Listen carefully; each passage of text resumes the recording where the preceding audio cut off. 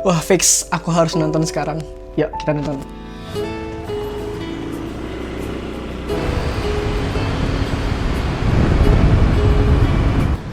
Yes, finally sampai. Tapi kita harus cari dulu di mana XX1-nya. Bentar. Kayaknya aku nyasar deh. Harusnya ada lantai 4, tapi kenapa ini nggak ada lantai 4-nya ya?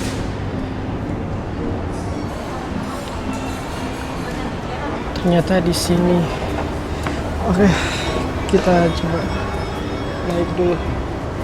Aroma popcornnya udah mulai kecium, jadi berarti udah deket sini. Dan yes, bener aja.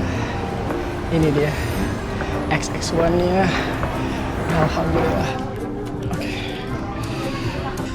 Finally. Ya masih 8 menit lagi lah untuk ke filmnya di jam 1. Harusnya ini jam 1 dan ini udah jam 12.56, tapi kenapa belum kebuka ya? Dan nggak ada yang jaga. Biasanya ada yang jaga. Tapi apa masuk aja? Dipersilakan untuk memasuki ruangan teater. Ya, oke.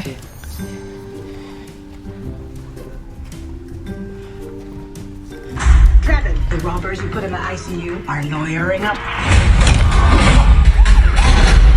Is he serious? Kayaknya aku terlalu depan. Tapi kira-kira itu kosong sih. So ya oke lah.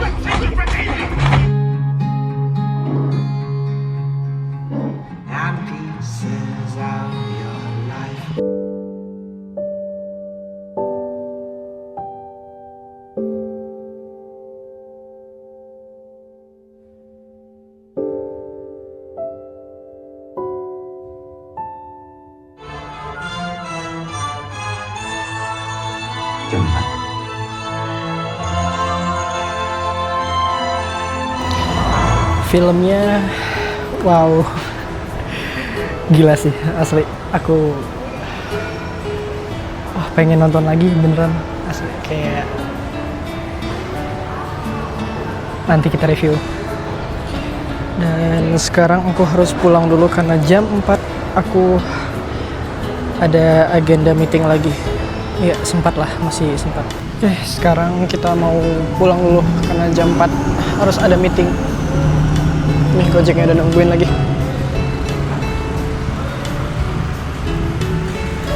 Udah literally keluar cuman untuk nonton doang.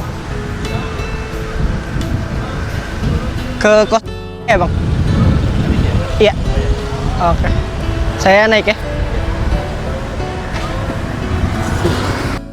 Oke, ini tuh jadi salah satu film yang bikin aku bilang wah. Karena emang sebagus itu. I love every shots, I love every scene, I love how Yandi Lawrence and team tell the story. Aku tuh udah lama banget gak nonton bioskop. Mungkin ada kali beberapa bulan yang lalu terakhir nonton bioskop. Dan film pertama yang aku tonton setelah berbulan-bulan lamanya itu film ini dan bagus banget. Awalnya aku tertarik karena banyak banget review bagus dari teman-teman aku di story-nya mereka. Sampai akhirnya Agung Hapsah itu bikin video behind the scene-nya ketika mereka lagi syuting di Finland. By the way, thanks to Bang Yandi karena udah ngajakin Agung. Akhirnya Agung bikin video lagi. Dan dari film Sore Istri dari Masa Depan ini, aku banyak banget dapat pelajaran. Salah satunya tentang berubah. Ini tuh udah dimention juga dalam Al-Quran. Kalau misalkan Allah itu nggak akan ngerubah suatu kaum kalau misalkan memang kaum itu nggak pengen ngerubah dirinya sendiri. So, perubahan itu nggak bisa dipaksakan dari faktor eksternal. Tapi ya memang benar-benar harus ada dari dalam diri, kemauan untuk berubah. Ya walaupun kehendak itu bakalan muncul karena adanya pengaruh eksternal. Yang mana kalau dalam film itu dimention sebagai waktu, tapi kita sebagai umat muslim, kita meyakini kalau itu semua adalah kehendaknya Allah. Atau bisa kita sebut sebagai hidayah. Next yang aku dapat dari film ini adalah tentang hubungan. Seharusnya pasangan itu bukan memaksakan kehendaknya sendiri, bukan memaksakan ekspektasinya sendiri, walaupun mungkin ekspektasinya itu baik. Tapi harusnya pasangan itu bisa saling mengerti, saling memahami, dan bisa menerima apapun yang ada dalam diri pasangannya. Dan mungkin selama ini kita nggak sadar kalau kita itu mungkin egois terhadap pasangan kita, ingin memenuhi ekspektasinya kita sendiri terhadap dia. Dan kita harusnya sadar kalau kita kadang harus terima takdir yang udah tertulis. Next, tentang maaf. Ini tuh banyak banget problem yang gak solve, yang gak selesai karena masalah maaf. Seringkali kita jadi korban dari masalah, padahal bukan kita yang salah. Kita jadi korban hanya karena gak memaafkan. Hidup jadi gak tenang, hidup jadi gak nyaman. Dan sakitnya lagi, kita harus jadi korban dari rasa sakit karena belum memaafkan.